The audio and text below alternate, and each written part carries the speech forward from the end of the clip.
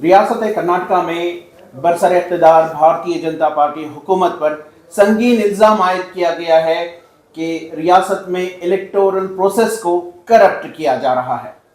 इस ताल्लुक से बात करने के लिए हमारे साथ हैं शिवाजी नगर हल्के के एमएलए रिजवान अरशद। सर, कर्नाटका कांग्रेस ने इल्ज़ाम आयद किया है कि बम्बई हुकूमत में निजी एनजीओज के साथ मिलकर इलेक्टोरल प्रोसेस को करप्ट किया जा रहा है, इम्पर्सनाइजेशन किया जा रहा है और आपने इसे एक नापाक साजिश करार दिया है। क्या है पूरा मामला?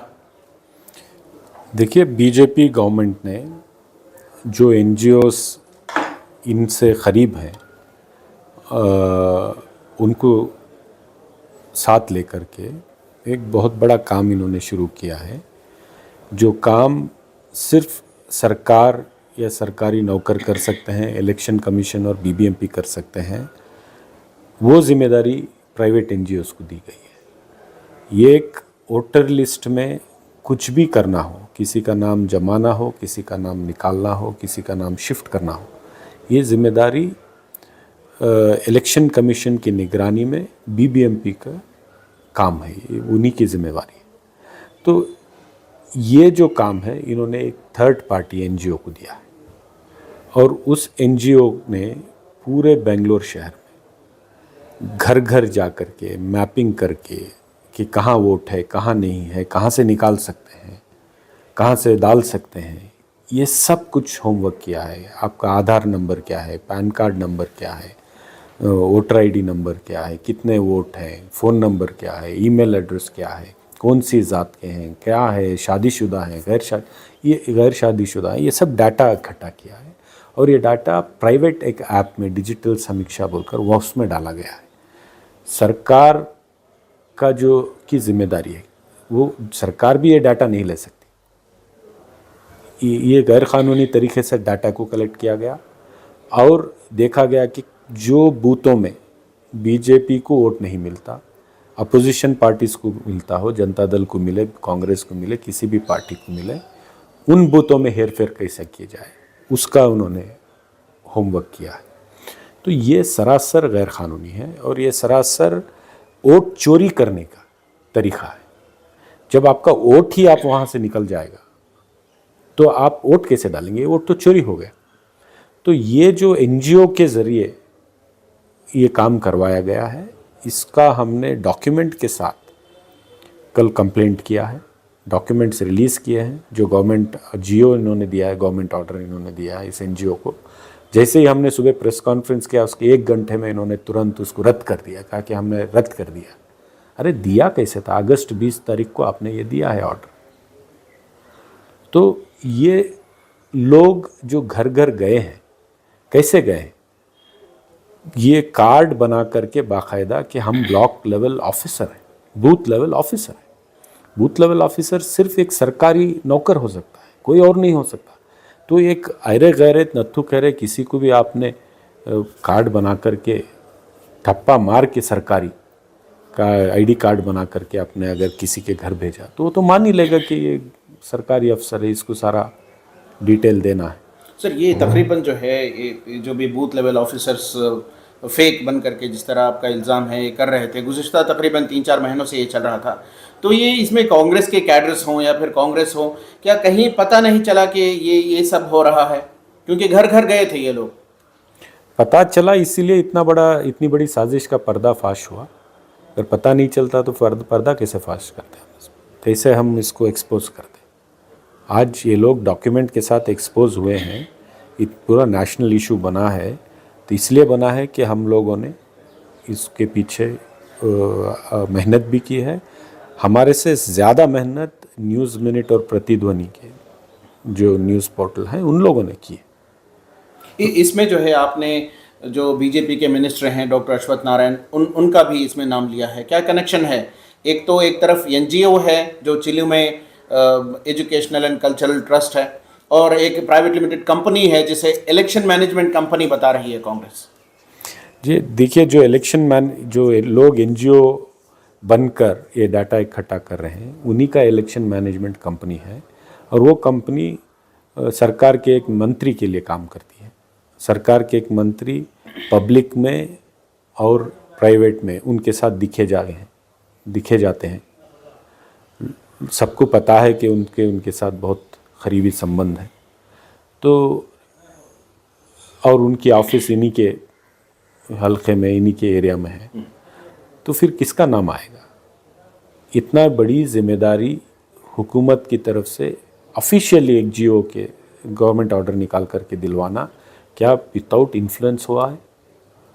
आपका अगर सरकार में पकड़ नहीं है, आपका आदमी सरकार में नहीं है, तो ये काम हो सकता है?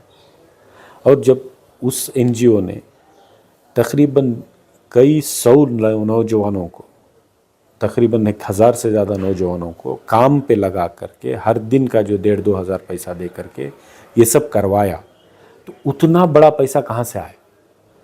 क्योंकि एनजीओ ने तो बीबीएमपी को कहा था कि हम तो आपके लिए फ्री कर रहे हैं, और लड़कों को यहाँ पेमेंट जा रही थी, बिना पेमेंट के तो काम नहीं होता।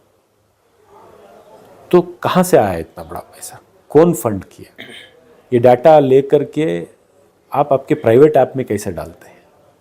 और सरकारी ठप्पा लगा करके सरकारी आईडी कार्ड इतने 100 नौजवानों को आपने दिया कैसे? और आज हमने जब बात उठाई तो आपने केस भी किसके ऊपर बुक किया?